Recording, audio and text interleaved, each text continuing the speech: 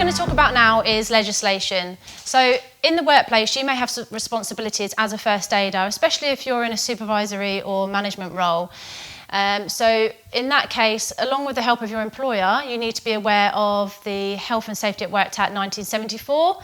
So this puts a responsibility on all employers, employees, contractors and self-employed to make sure they do everything so far as reasonably practical to keep people safe in the workplace.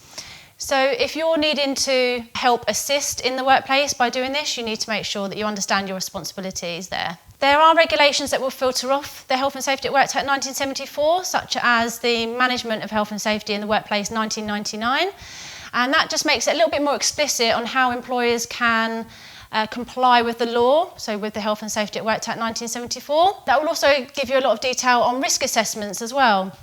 And one of the first things you'll do, perhaps as a new business or for a new activity, is actually consider the first aid risk assessment management in your workplace.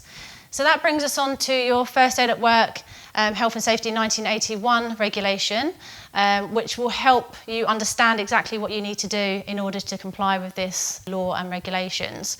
So the kind of provisions you need to be thinking about is how many members of staff that you have in the workplace, and then also who else is coming into your workplace. So do you have customers that are coming in?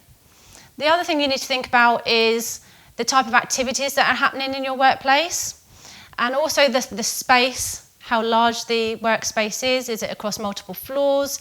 Is it a very large building? So will that make a difference to how many first aid kits you might need or how many first aiders you might need?